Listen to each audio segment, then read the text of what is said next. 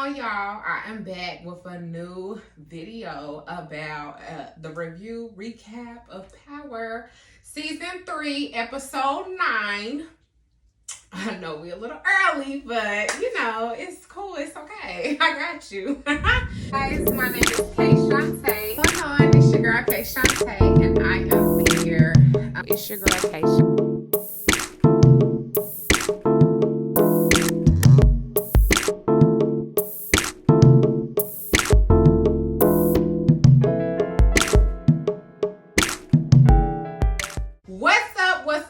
What's going on? I'm coming back with another video.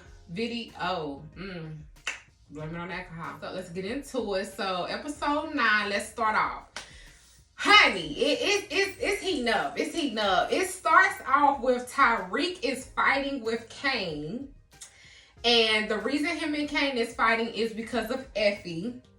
Effie got locked up on episode 8 for the attempted murder of Lauren. So if he's in jail, Cane go beats up Tariq, and Tariq was there in Davis's office to meet with Davis about, you know, where did they go from here with this whole Rico case and this whole situation. Okay, episode 8, Davis's brother ends up murdering Saxe and himself. We already got that going on. Next thing is they are hoping that Effie can flip and turn on Tariq to be able to get them for the Rico case. So they're hoping that Effie, like, you know, becomes weak behind bars and ends up flipping on them. But Effie is kind of seeming strong, like she's sticking to her guns, like she ain't trying to rat the boys out. So I'm kind of glad that Effie is not falling for the tricks, because honey, if she do snitch, she's dead. She's going, and we already know that. So Jenny and Blanca end up finding out that Saxe is dead. He's been murdered. And as you see, they go and see his body to identify and view his body. Jenny breaks down. And I'm looking like, girl, you didn't give a damn about Saxe. He was trying to tell you he loved you. He cared about you. Trying to help you out with your little case. And you turned your back on him. And now he's dead and he's gone. And now she's in distress. She can't handle it. And it's like, girl, you should have treated that man better, because he told y'all. He told y'all. And y'all didn't want to give him no protection. He was like, okay, are you going to have me some protection now that the cat's out the bag, that I've been working with y'all? Is y'all going to help me? And they did not want to help Saxe. So boom, he's dead. He's out. He's gone. Honestly, I was starting to like Saxe. And when I hated Saxe the most is in season 1. The previous seasons of Power, when Ghost was alive. That's when I wanted to see Saxe gone. But now it's like, damn, I was really liking Saxe. But Saxe got himself in where he got, because he was a rat. He knew that. He knew you can't keep backsliding and slipping and sliding. Like, honey, they didn't got rid of the previous people that was trying to go up against them. So why you think you was untouchable? So that's a whole nother thing. So then we get to the point in the episode where Cane ends up confronting Brayden about not killing Lauren. Cane is crazy, honey, but Cane, like, his aura, his whole presence, his whole, how he handled things, like, Cane.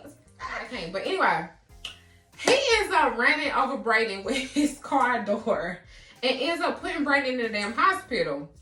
So then, when Brayden ends up in the hospital, Tariq goes and meets up with Brayden to figure out, like, hey, like, what's going on? And just basically asking Brayden to step it up. Like, the whole situation with the Weston Company blew up as a Ponzi scheme. So Tariq is asking Brayden to step up and say, hey, what you gonna do about your uncle? He's the reason we're in this situation where not only is Tariq's trust fund going, but also the Tejada's life insurance policy with Lorenzo is going.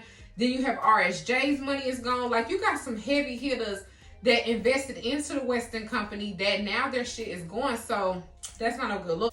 Going back to Saxe, why is Saxe done sent out letters? Saxe is a messy mother, because you sitting up here dead from the grave, still causing mess. Saxe done had letters already typed up and ready to be sent out to people in the fact that he ends up dying due to this Rico shit. So he ends up sending a letter, I think it was to Monet. He ended up sending a letter to Tubin. He ended up sending a letter to, Jenny. And I think it was somebody else he ended up sending a letter to. But anywho, Saxe, he just done started a whirlwind with these letters. These little five-page letter, what Aaliyah say? I'm sending you a 5-page letter.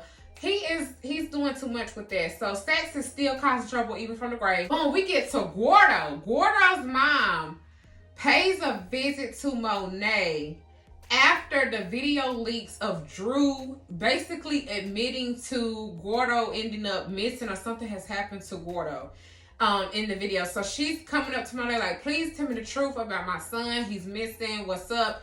And she knows that she was behind the Lorenzo thing. She knows that they killed their Frank, which is their father, and her husband.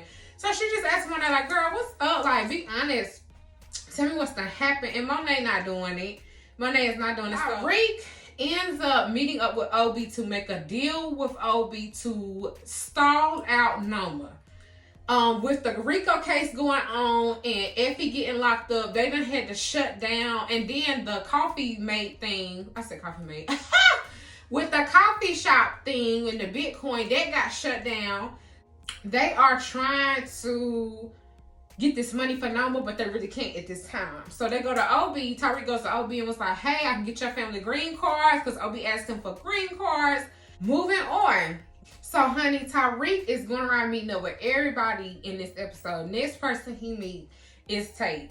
So, Tate ends up asking him, like, he was like, yeah, the drug bust did a good job, all of that, da-da-da. But now I need something even more because I'm still losing in the polls. So, Tate is trying to win this election by wrapping up, doing stuff, and getting the approval of the people. Tate ends up asking Tariq about Weston Holdings. And Tariq kind of just blows him off. But Tate's able to see that Tariq is lying.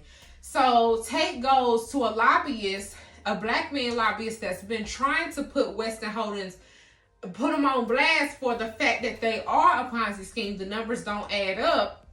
But this black man has been given a chance to tell it. So Tate ends up meeting up with the lobbyist alongside his fiance, the black lady that he's with.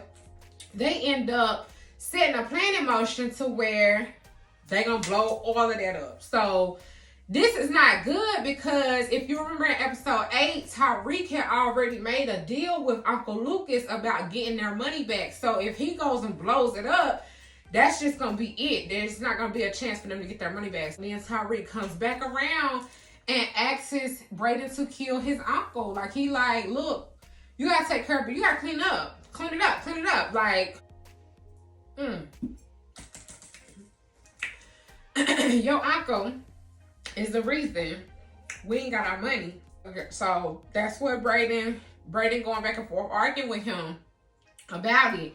But Tariq ends up being right about Uncle Lucas because Uncle Lucas then is shown later on in the episode, he's making a deal with the DEA about turning Tariq and Brayden in for the Bitcoin cover-up that they were using to sell their drugs through the company.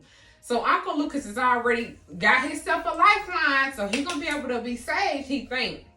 But Tariq was like, he got to go. He's a liability. And it's a no. So that's that. Then Evelyn went to go see Monet about Gordo. Drew and Kane end up going to the Costello's bar and end up gas chambering their asses. I mean, just gas chamber them people. Like, I'm like, how is they gassing them and it's a public place? Like, y'all don't see these people putting these pipes in this building? Like, I'm like, what's going on? Like, huh? So they end up gas chambering these people, and then they go in with their little oxygen masks, and he ends up stopping by Evelyn's body and, letting her say her final piece. Evelyn said, oh, honey, Monet, I got something for you. She was like, she the one who wanted your father killed. So, honey, Drew, he's going through a psychotic break. Drew is not playing. Like, Drew will off you like it's nothing. That boy lost his poppy. And he lost his man. I don't understand how that feel.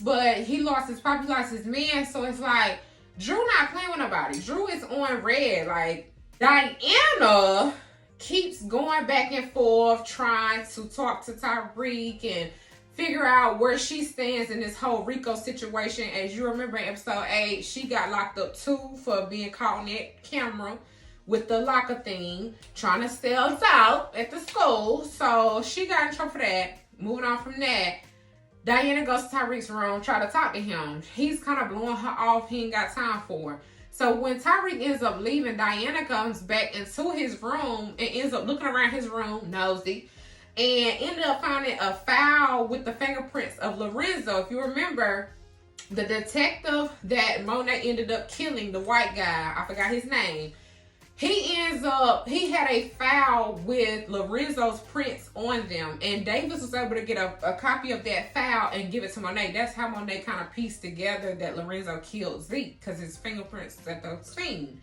So Diana finds this and try to start putting the puzzle pieces together, goes back to Drew and Kane with it and was like, what was Poppy's stuff doing at this thing? So they come to the conclusion. Kane ends up telling them the truth that, yes, Lorenzo ended up killing Zeke by mistake. I don't even know what to say to that. But anyway, because I don't think Lorenzo should have been killed. He came to you, Monet. He told you the truth. The man admitted it. Why did you have to off your baby father? Like, you just don't do that. But anywho, Monet is just a cold, you know what? They are over Monet. They come to the conclusion Monet had their father killed, and they want blood. They gonna confront Monet, and her and Diana get to blows just about. And even Drew is like going off on his mama, cussing her ass out and stuff. They get to pushing and shoving. It blew up in Monet's face. And even Kane was saying stuff like, you got us running around here looking like fools while you behind our backs doing us how you doing us. So yeah, they had every right to cuss Monet out and get in her face. So she kicked all of them out. So Brayden finally goes see his uncle. They find out where he's located. Tariq paid the girl from the previous episode that be running around doing little tricks and schemes. He paid her to find out Lucas's location. So speaking of Lucas, Kiki, his little assistant that knew about the Ponzi scheme too, she ended up fleeing. She just fled the city and didn't want her name exposed to the world of what she was doing with Uncle Lucas. So boom, that's that. Brayden ends up trying to go in there and talk. Uncle Lucas ain't trying to hear it. And honey, before you know it, Uncle Lucas is on somebody's windshield like this. He is on somebody's windshield like that, and it's just bad. Tariq ends up seeing the body fall because Tariq there to do it. I guess he didn't trust Brayden to handle it and take care of it. So I'm like, Tariq is just like his daddy, like, God. But that's what you expect. The apple don't fall what? From the tree. So anyway, shall we get a blast from the past? Why 2Bit showing up? 2Bit done showed up. 2Bit done got a letter from Sex too. 2Bit, what's up? 2Bit is cute though. I like 2Bit. He's cute. 2Bit comes back to shake down Tariq for money. So Tariq ain't got shit to give, so he ends up giving him his Porsche and takes 2Bit's old car. 2Bit ends up telling Tariq, hey, by the way, the address of your mama is out, so you need to be careful with that. Okay, moving right along, we got Tommy ends up showing up to kill Tasha. So after Tariq ends up finding out, that's when he ends up calling, what's that lady name? Tamika. That's her name, Tamika. He ended up calling Tamika and telling her, look, we need some extra hands on deck where my mama's location is at, because I just got a tip off that people are coming to probably end her life. She gets some people over there. He ends up rolling up on the location after getting the location, and boom, Tommy shows up, y'all. Tommy shows up. Tommy is about the only white man that I would date. Tommy. Yeah, Tommy. But anyway, Tommy shows up to kill Tasha, and Tariq steps in between them. Honey, before we know it, I hear gunshots. I'm thinking it blacks out and shows Tariq blacking out. I'm thinking, oh Lord, they just shot Tariq. Because Tommy's still holding on to the whole issue of hating Tasha for killing what's that girl name? Lakeisha. That's it. Lakeisha. So Tommy feels some kind of, but it's like Lakeisha was a rat. Like Lakeisha had signed the paperwork. She didn't sing like a bird, but she signed the paperwork. So honey, she was doing you a favor, sis. Like I don't understand why you're holding this aggression to Tasha. Tasha is the main one that held you and Ghost down, but y'all want to crap on her like she ain't held her fort down. And the episode goes off. So that's episode 9. Very juicy. Very into it. I'm going to do episode 10 right after this and give y'all update on that. Thank you for checking me out. Bye.